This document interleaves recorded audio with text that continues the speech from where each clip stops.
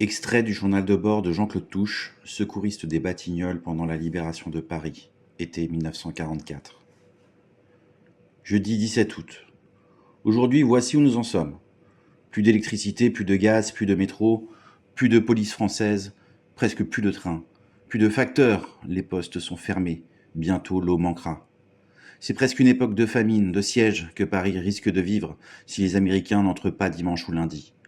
Les agents se battent contre les Allemands et aussi les groupes de résistance, les Français au service des Anglais qui par leur dévouement et leur abnégation ont grandement servi leur pays, leur beau pays de France, qui depuis 4 ans était envahi et qui maintenant est à la veille d'être délivré par les Américains.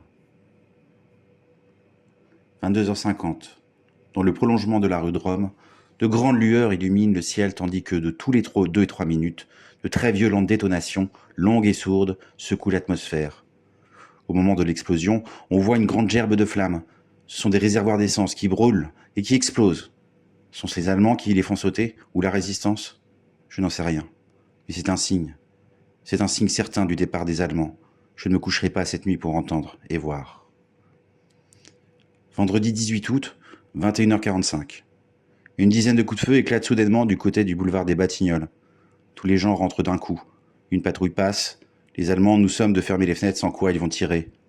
Encore un coup de feu dans les bas de la rue de Rome. Depuis aujourd'hui, plus de journaux. Samedi 19 août. Les forces françaises libres de l'intérieur se battent contre les Allemands aux Batignolles.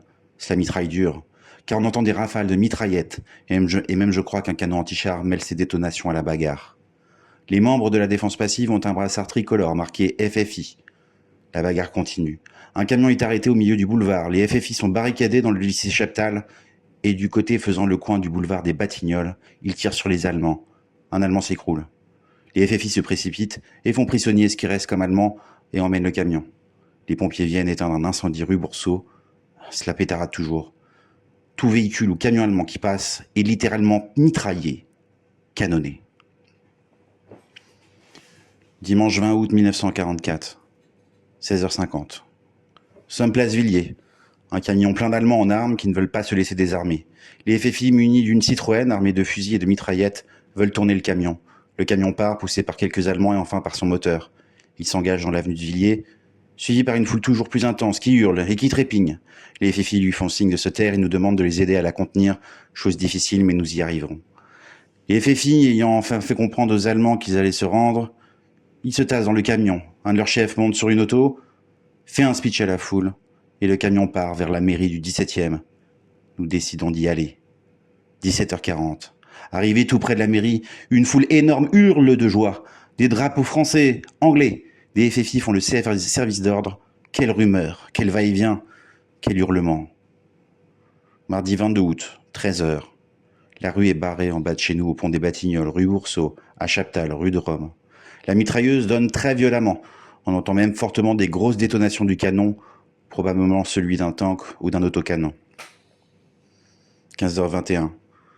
Un obus éclate boulevard des Batignolles, au coin de la rue Chaptal. Quelle fumée! 22 Allemands ont été tués. Pour les FFI, je ne sais pas. Nous avons ramassé 2 personnes, rue de la Bienfaisance, blessées légèrement. Les tanks sont toujours place Villiers, leurs canons tournés vers la rue de Constantinople. S'ils tirent, nous sommes fichus. Tout est calme. Je fais une ronde dans le quartier. La place Villiers, côté Batignolles, est très touchée. À peu près toutes les vitres sont descendues. Un trou d'obus sur la chaussée qui est jonché de morceaux de corniche ou de plâtras. Devant le magasin Unimonceau, 3 camions allemands gisent brûlés sur la chaussée. Le boulevard des Batignolles est comme dévasté par un ouragan. Vendredi 25 août. Les troupes blindées du général Leclerc, 30 000 hommes, poussent en direction du pont de Sèvres. À 10h, les rues sont magnifiques, entièrement pavoisées aux couleurs françaises, américaines et anglaises. Rue de Rome, une corde partant du 54 au 61 supporte un grand drapeau tricolore sur l'inscription « Welcome ». Ce sont les dernières lignes du journal de bord de Jean-Claude Touche.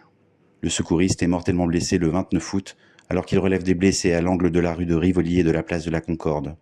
Le lendemain, le Croix-Rouge décerne à Jean-Claude Touche, à titre posthume, la grande médaille d'honneur avec palme. Il avait 18 ans.